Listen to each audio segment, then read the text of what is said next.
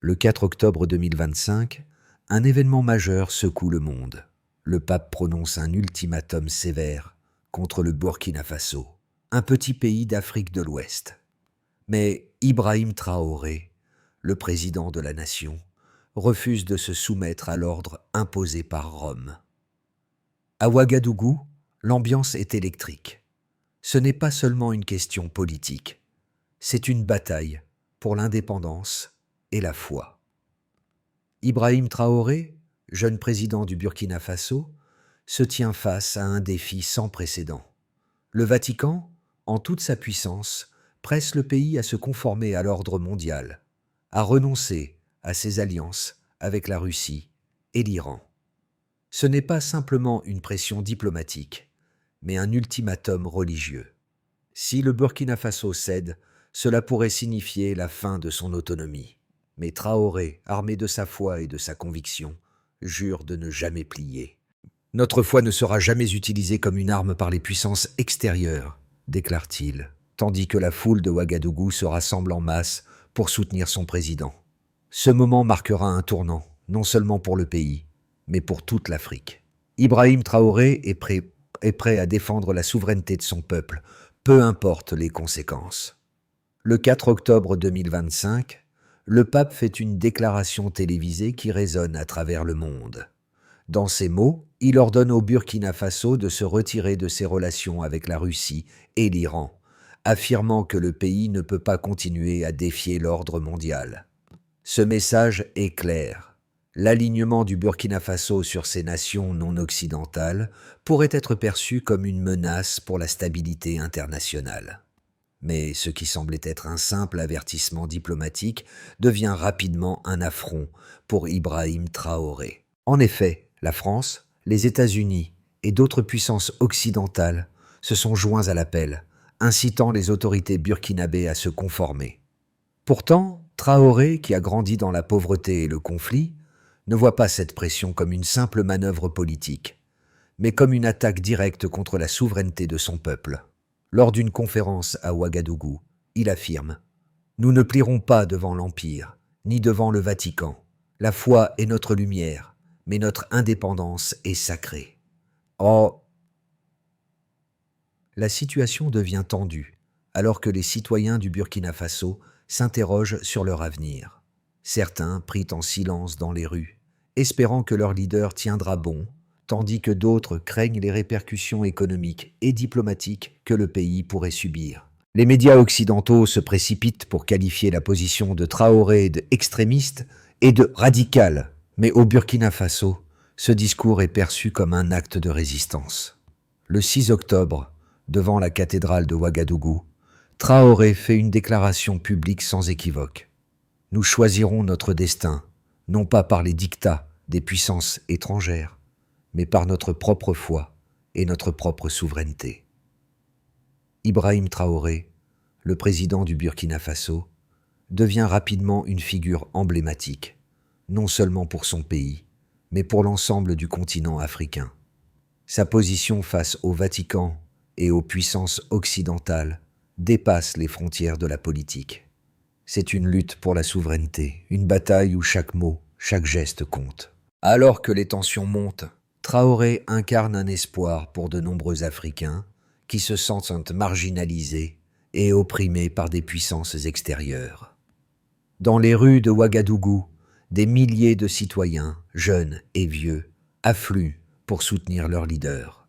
Les radios locales diffusent son discours. « Nous n'accepterons pas d'être dictés par des puissances étrangères. » À travers l'Afrique, ces paroles trouvent un écho particulier. Au Mali, au Niger, au Nigeria, des manifestations de solidarité éclatent. Le mouvement prend une ampleur inattendue. Les médias internationaux, pourtant hostiles à Traoré, ne peuvent ignorer la force croissante de ce sentiment panafricain.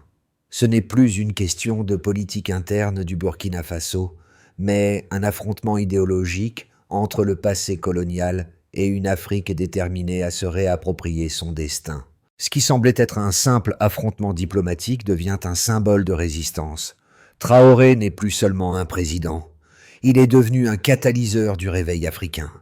Mais à mesure que son influence grandit, les pressions sur son gouvernement augmentent et les choix qui s'offrent à lui deviennent de plus en plus cruciaux.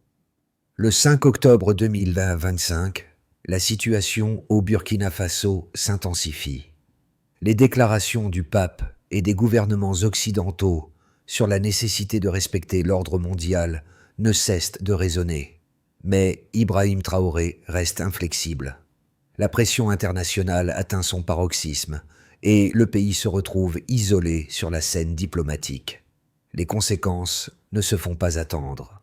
Des sanctions sont proposées par l'Union européenne et les États-Unis, et plusieurs pays occidentaux envisagent de suspendre leur aide au Burkina Faso. Les leaders africains, pourtant souvent réticents à s'opposer aux grandes puissances, commencent à en prêter attention aux événements en cours à Ouagadougou. La communauté internationale surveille de près, s'attendant à une confrontation décisive. Cependant, ce qui semble être une crise pour certains devient une opportunité pour d'autres. Au Burkina Faso, les citoyens prennent position. Dans les quartiers populaires de Ouagadougou, les manifestations de soutien à Traoré se multiplient. Des jeunes, souvent accusés d'être apolitiques, se rassemblent pour clamer leur fierté nationale. Dans les églises, les chants de liberté résonnent plus fort que jamais. Le soutien à Traoré se transforme en un mouvement de résistance continentale. L'ampleur des manifestations atteint un point de non-retour, et il devient évident que le président burkinabé incarne une nouvelle vision pour l'Afrique. Une vision où la souveraineté n'est pas négociable, où la foi ne sera jamais utilisée comme un instrument de domination extérieure. Pourtant, les défis sont nombreux. À l'intérieur du pays, les effets des sanctions se font ressentir. Les marchés connaissent des pentes, des pénuries, et la monnaie nationale perd de sa valeur. Mais dans les rues de Ouagadougou, l'atmosphère est électrique. La population semble prête à tout sacrifier pour la cause de la liberté. Les autorités occidentales, face à la résistance grandissante, commencent à revoir leur stratégie. Les diplomates tentent encore de calmer les tensions, mais il est désormais trop tard. Le Burkina Faso ne se soumettra pas. En parallèle, la communauté internationale commence à se diviser. Des voix s'élèvent en Afrique pour soutenir Traoré, soulignant que l'Afrique ne doit plus se plier aux diktats extérieurs. Les leaders africains de plus en plus nombreux se retrouvent confrontés à un choix difficile. Soutenir la souveraineté du Burkina Faso et défendre la dignité du continent, ou continuer à courber l'échine devant les puissances coloniales. Le 7 octobre, le président Traoré fait un pas décisif. En visitant une église à Ouagadougou, il prononce un discours historique. Tenant une Bible dans ses mains, il déclare « Nous choisissons notre propre destin, notre foi est notre lumière, mais c'est notre souveraineté qui guide notre chemin. » La foule explose en acclamations. À ce moment-là, il est évident que ce n'est plus un simple conflit politique, mais un défi profond lancé aux puissances mondiales. L'Afrique tout entière se regarde dans le miroir de cette lutte. Les dirigeants africains, longtemps hésitants, commencent à voir en Ibrahim Traoré un modèle. Le mouvement s'étend au-delà des frontières du Burkina Faso. Des marches de solidarité sont organisées dans tout le continent.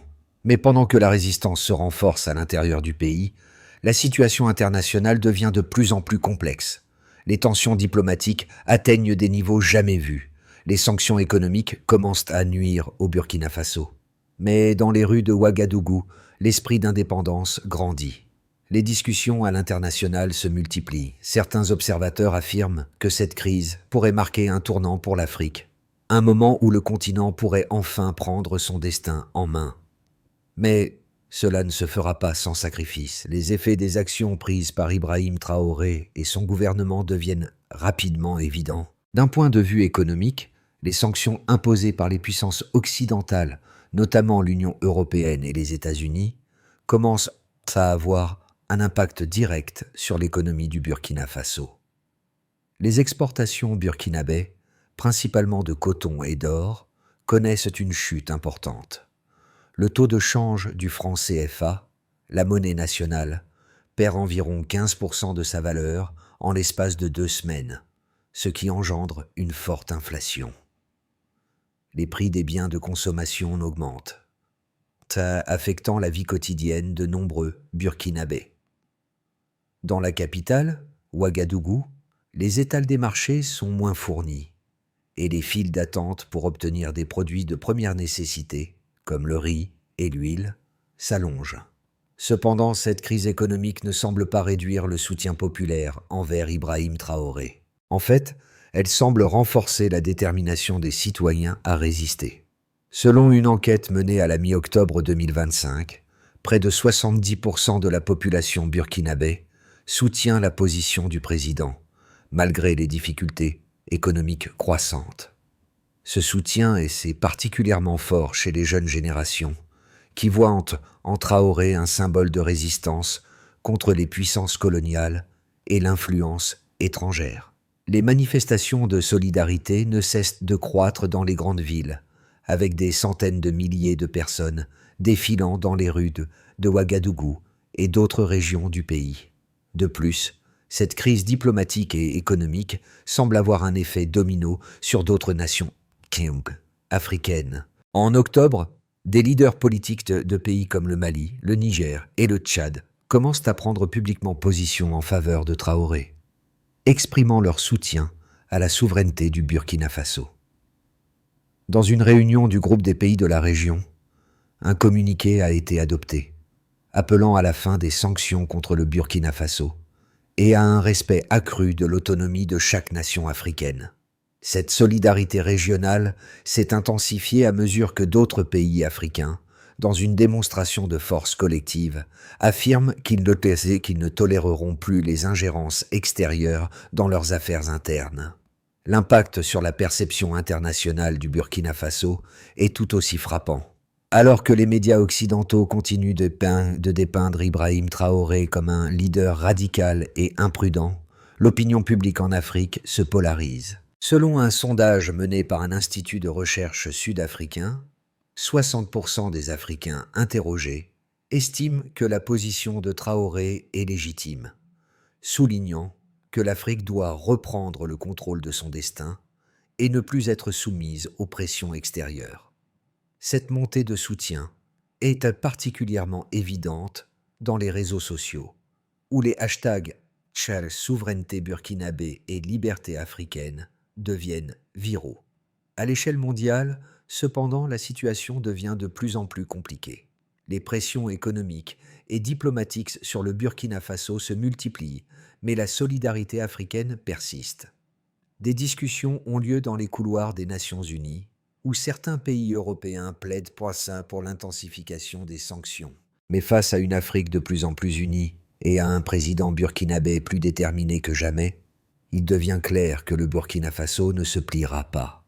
Dans cette bataille, le soutien des populations, tant à l'intérieur qu'à l'extérieur du pays, semble être un facteur décisif. Les chiffres ne mentent pas. Un peuple uni, unifié par une cause juste, peut repousser même les plus grandes puissances mondiales. Le défi que représente Ibrahim Traoré pourrait bien marquer un tournant décisif pour l'Afrique, un continent qui commence à affirmer sa propre voix sur la scène mondiale. Alors que la pression internationale s'intensifie, les adversaires d'Ibrahim Traoré soulignent les dangers d'un affrontement prolongé avec les puissances occidentales. L'un des arguments les plus répétés par les critiques est que l'isolement diplomatique du Burkina Faso pourrait nuire gravement à son développement économique. Les sanctions économiques imposées par l'Union européenne et les États-Unis menacent de plonger le pays dans une crise profonde. Les entreprises étrangères, attirées par les ressources naturelles du pays, commencent à se retirer, aggravating ainsi la situation économique déjà précaire. Les analystes soulignent également que le Burkina Faso, avec ses ressources limitées et son économie fragile, risque de perdre son accès à des marchés essentiels, à des aides humanitaires et à des financements internationaux. En cas de prolongation de ce conflit diplomatique, les conséquences pourraient être catastrophiques pour la population burkinabé. D'autres experts font valoir qu'un tel affrontement pourrait également avoir des conséquences sociales dramatiques. La réduction de l'aide internationale pourrait affecter des secteurs essentiels, tels que la santé, l'éducation et l'infrastructure. De plus, le chômage et la pauvreté risquent de se multiplier, entraînant des tensions sociales internes et des protestations. Certaines voix avertissent que le gouvernement burkinabé pourrait se retrouver confronté à des troubles civils si la situation économique se détériore davantage. Cependant, cette analyse, bien que valide sur le plan économique et social, ne tient pas compte de la résilience croissante du peuple burkinabé. Depuis que Traoré a pris une position ferme contre les pressions extérieures, un sentiment de solidarité nationale s'est développé, renforçant la détermination du peuple à défendre son indépendance. Les manifestations de soutien à Traoré ne cessent de croître, et la jeunesse du pays, autrefois considérée comme apathique, est maintenant à la tête d'un mouvement de résistance. Leurs voix se font entendre non seulement à Ouagadougou, mais dans tout le continent africain, avec des appels à une Afrique unie, souveraine et fière de son indépendance. Ibrahim Traoré incarne ce renouveau d'un leadership africain qui refuse de se plier aux diktats externes. Au lieu de se concentrer sur les risques immédiats, il choisit de mettre l'accent sur la souveraineté, convaincu que la dignité et l'autonomie d'un pays ne peuvent être sacrifiés. Dans cette optique, les sacrifices économiques, bien qu'importants, deviennent secondaires face à l'objectif ultime de préserver l'indépendance du Burkina Faso. Ainsi, bien que les arguments contre la position de Traoré soient nombreux et légitimes sur certains aspects, son leadership et sa capacité à unir son peuple autour de la souveraineté et de la liberté sont des forces qui ne doivent pas être sous-estimées. Dans un monde où la souveraineté des nations africaines a souvent été remise en question, la résistance du Burkina Faso pourrait bien incarner un modèle pour d'autres nations du continent. Le 7 octobre 2025, Ibrahim Traoré fait un geste qui marque un tournant dans la crise avec le Vatican. Lors d'une cérémonie à la cathédrale de Ouagadougou, il fait une déclaration radicale qui résonne à travers l'Afrique. En levant la Bible au-dessus de sa tête, il déclare « La foi ne peut être utilisée comme une arme par les puissances étrangères. Nous choisissons notre propre destin, et ce destin appartient à l'Afrique. » Ce moment est un point de rupture. Les autorités ecclésiastiques à Rome et les diplomates occidentaux sont pris de court. Leur espoir d'une soumission rapide du Burkina Faso se brise face à un Traoré implacable. La foule à Ouagadougou explose en acclamations. Ce geste de défi devient rapidement viral, et en quelques heures, les images du président burkinabé avec la Bible se propagent dans toute l'Afrique.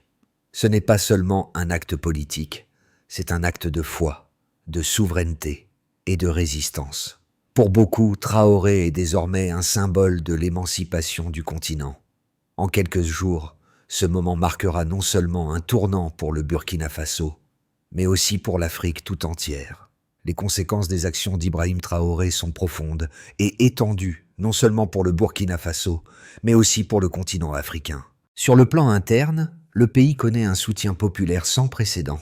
Les manifestations en faveur de la souveraineté nationale continuent de croître, attirant des centaines de milliers de personnes dans les rues.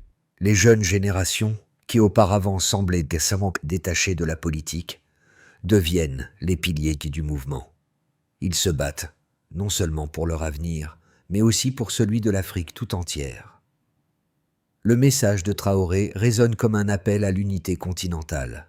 L'Afrique doit se libérer des chaînes imposées par les puissances extérieures.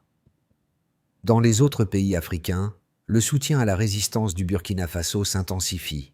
Au Mali, au Niger et même au Nigeria, des leaders politiques expriment publiquement leur solidarité. Des manifestations de solidarité éclatent dans les grandes villes et de nombreux citoyens se rassemblent pour soutenir la cause du Burkina Faso. L'idée d'une Afrique unie et souveraine se répand comme une traînée de poudre, avec des appels à la fin des interventions étrangères et à la préservation de l'autonomie nationale. Cependant, cette solidarité n'est pas sans conséquences. L'Union européenne et les États-Unis intensifient les sanctions économiques contre le Burkina Faso. Des restrictions commerciales et des gels de fonds sont mis en place, ce qui cause une pression supplémentaire sur l'économie du pays.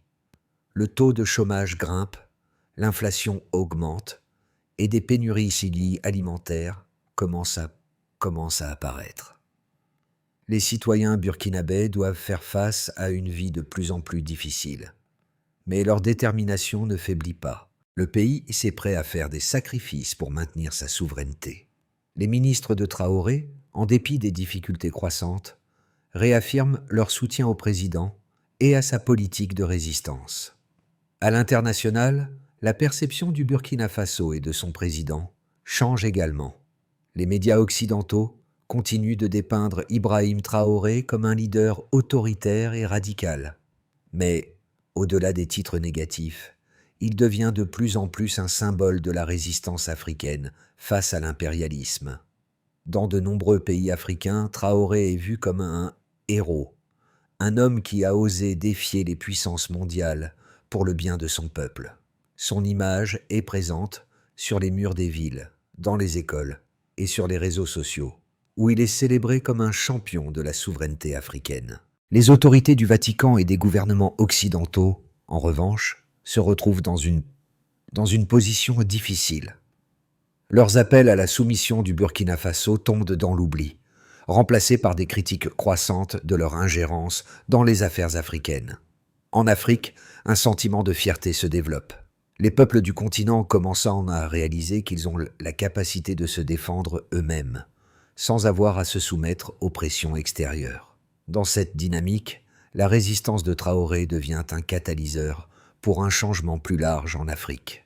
La question de la souveraineté devient centrale dans le discours politique africain, et plusieurs autres leaders du continent commencent à réexaminer leurs relations avec les anciennes puissances coloniales. Les pays africains, autrefois divisés et souvent dominés par les puissances étrangères, se rapprochent. Ce sentiment de solidarité continentale pourrait bien marquer un tournant historique pour l'Afrique. À court terme, le Burkina Faso se trouve à un carrefour décisif. 3 scénarios principaux émergent, chacun ayant des implications profondes pour le pays et pour l'Afrique. D'abord, celui d'une intensification des sanctions internationales. Si les puissances occidentales continuent à appliquer des pressions économiques, le Burkina Faso pourrait se retrouver dans une situation économique de plus en plus précaire. Le pays pourrait subir une augmentation de la pauvreté, des pénuries alimentaires et une inflation incontrôlable. La classe moyenne, déjà fragile, pourrait en souffrir gravement et des tensions internes pourraient émerger à mesure que les conditions de vie se détériorent. Cela pourrait entraîner une perte de soutien populaire, même si la détermination à défendre la souveraineté reste forte. Le gouvernement de Traoré devra alors jongler avec ces défis tout en maintenant son discours de résistance. Ensuite, un scénario envisage un soutien croissant de la part des pays africains voisins. Si la solidarité continue de croître au sein de l'Afrique, plusieurs pays pourraient choisir de soutenir activement le Burkina Faso, que ce soit par des aides économiques, des échanges commerciaux ou même un soutien diplomatique plus affirmé. Ce soutien régional pourrait permettre au Burkina Faso de se maintenir dans un isolement relatif, mais avec une résilience accrue, grâce à l'appui de ses voisins. Dans ce cas, l'Afrique pourrait voir un renforcement de son unité, avec de plus en plus de pays cherchant à défier les pressions extérieures et à revendiquer leur souveraineté. Cela pourrait également entraîner des réformes au sein des institutions africaines, qui chercheraient à créer un bloc économie et politique plus autonome. Enfin, un troisième scénario est celui d'une possible réconciliation avec les puissances mondiales. Si les négociations diplomatiques prennent un tournant positif, et si Ibrahim Traoré parvient à apaiser les tensions sans compromettre les principes fondamentaux de la souveraineté nationale, le Burkina Faso pourrait obtenir un allègement des sanctions. Ce scénario, bien que le plus optimiste, semble cependant difficile à réaliser tant que les divergences idéologiques entre le Burkina Faso et l'Occident restent aussi marquées. Une telle réconciliation exigerait des concessions de part et d'autre, mais elle offrirait au Burkina Faso l'opportunité de réintégrer les circuits économiques mondiaux et d'améliorer les conditions de vie de ses citoyens. Quel que soit le scénario qui se réalise, il est clair que la situation actuelle au Burkina Faso aura un impact considérable sur l'avenir de l'Afrique. La question de la souveraineté nationale, de l'indépendance économique et de la lutte contre l'ingérence étrangère deviendra de plus en plus centrale dans les débats politiques sur le continent. Le Burkina Faso, sous la direction d'Ibrahim Traoré, pourrait bien être à l'avant-garde de ce mouvement. Ce qui se passe au Burkina Faso, sous la direction d'Ibrahim Traoré, dépasse les frontières de la politique locale. Ce n'est pas seulement une lutte pour la souveraineté du pays, mais un symbole de la lutte plus large de l'Afrique pour sa dignité et son indépendance. L'histoire de Traoré touche profondément non seulement les Africains, mais aussi ceux qui croient en la liberté et en la justice à travers le monde. En effet, ce qui se joue à Ouagadougou résonne avec ceux qui se battent contre l'injustice, la domination étrangère et l'inégalité. Traoré devient ainsi un modèle de courage et de conviction. Ses paroles « Nous choisissons notre destin » résonnent comme un appel universel à tous ceux qui aspirent à être maîtres de leur propre avenir. L'Afrique, depuis des décennies, a été vue par beaucoup comme un continent en quête de leadership, souvent dominé par les influences extérieures. Mais aujourd'hui, le Burkina Faso, par son président, envoie un message clair. Le temps des compromis et de la soumission est révolu. Le mouvement de Traoré incite à réfléchir sur l'autonomie, la fierté nationale et la solidarité africaine. Ce qui se passe aujourd'hui au Burkina Faso pourrait devenir un point tournant, un moment où les Africains, pour la première fois depuis la décolonisation, commencent à reprendre le contrôle de leur destin. Les questions que soulève cette situation sont essentielles pour la réflexion sur l'avenir de l'Afrique. Qu'est-ce que l'indépendance véritable ? Comment l'Afrique peut-elle se libérer des chaînes de la domination économique et politique ? La réponse pourrait bien être en train de se dessiner à Ouagadougou.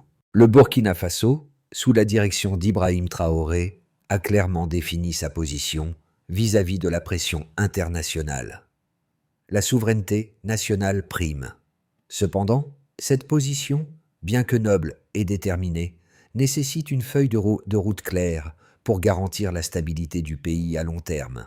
Voici un possible plan en 3 étapes pour le Burkina Faso afin de maintenir son indépendance, tout en naviguant dans les eaux tumultueuses de la diplomatie internationale.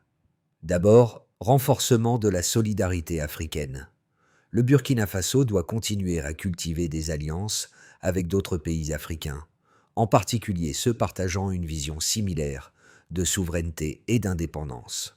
En renforçant les liens avec des voisins comme le Mali, le Niger et même le Nigeria, le pays peut créer un bloc économique et politique plus robuste qui résistera aux pressions extérieures. Ce renforcement de l'intégration régionale pourrait se traduire par des accords commerciaux préférentiels et des collaborations dans des domaines stratégiques comme la sécurité, l'énergie et les infrastructures. Ensuite, diversification économique. Pour contrer les effets des sanctions économiques et réduire la dépendance vis-à-vis des puissances extérieures, le Burkina Faso doit investir dans la diversification de son économie. Cela inclut le développement de secteurs comme l'agriculture durable, les technologies de l'information et le tourisme, tout en optimisant les ressources naturelles du pays de manière plus autonome et durable. Une économie plus diversifiée permettra de résister à des pressions économiques, tout en créant des emplois pour la population. Enfin, diplomatie pragmatique. Bien que la résistance à la pression internationale soit essentielle, le Burkina Faso doit maintenir une diplomatie pragmatique. Cela inclut la recherche de solutions de compromis sur certains dossiers économiques et sécuritaires avec les grandes puissances, tout en veillant à ne pas sacrifier ses principes de souveraineté. Des négociations discrètes avec l'Union européenne et les États-Unis pourraient donc permettre d'alléger les sanctions et de rétablir des relations commerciales équilibrées sans compromettre les valeurs fondamentales du pays. Ces 3 étapes, si elles sont suivies de manière cohérente et stratégique, pourraient permettre au Burkina Faso de maintenir sa souveraineté tout en assurant son développement économique et son intégration régionale. Le chemin sera semé d'embûches, mais avec la détermination de son président et le soutien populaire, le Burkina Faso pourrait devenir un modèle de résilience et de souveraineté pour l'Afrique.